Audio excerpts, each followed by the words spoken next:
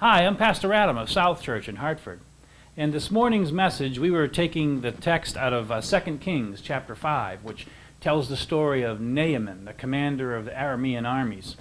Naaman was the supreme general of all the armies in Aram, and he also was afflicted with the disease of leprosy.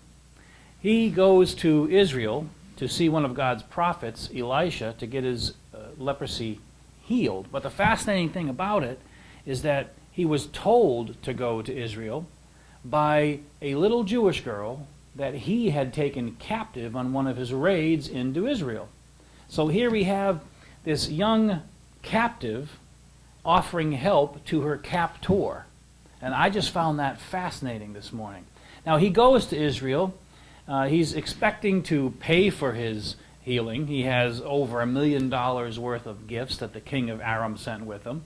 He's prepared to go on any sort of journey or do any sort of mighty deed that might be required of him to get his healing.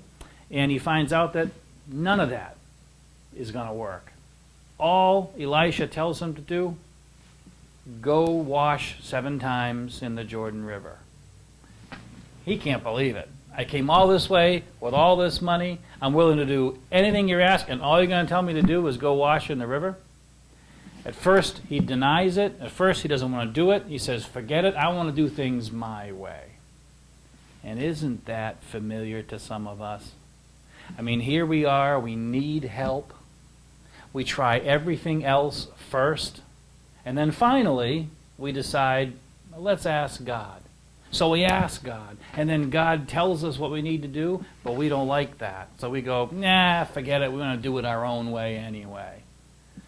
I'm telling you, Americans especially, we have struggles with this idea of submitting to someone else's authority because we're a land born in freedom. We have the right to life, liberty, and the pursuit of happiness, and no one's going to tell Americans what to do. Well, that has seeped into our consciousness so much, I do feel it kind of inhibits us from understanding that we are supposed to submit to the will of God. Naaman eventually does submit to the will of God, and he's healed. Fascinating how that works. When we do God's will, when we finally admit that His way is better than our way, you will find we will be greatly blessed. So if we submit to the will of God, to the Word of God, His blessings will rain down upon you. So Naaman finally gets it because he's obedient. But the fascinating thing to me was this little Jewish girl whom we don't know her name. We don't really know all that much about her, other than the fact that she was taken captive. So if you're taken captive, what motivates you to reach out and actually offer a helping hand to your captor? Paul does this a lot too. In the New Testament, Paul often finds himself in prison. He wrote half the New Testament from a jail cell.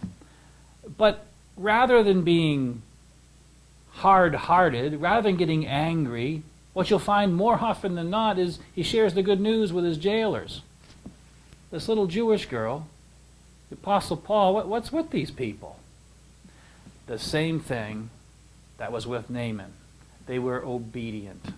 This young Jewish girl may not have known why, may not have understood, may not have even agreed.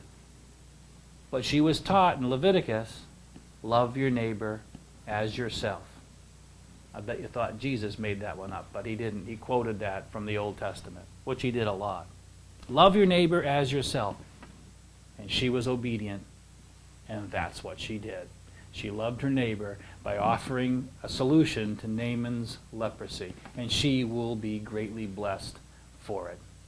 In our lives, my friends, if we, because we, as Christians, will also, like this little Jewish girl, find ourselves mistreated and persecuted. This is a fallen and sinful world.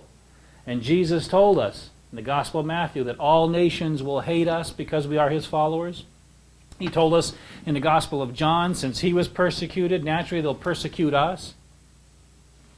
We will be mistreated too. But if we remain obedient and faithful, we too will be greatly blessed. I pray that in your difficult times, you will have as much faith and be as obedient as a little Jewish girl 3,000 years ago.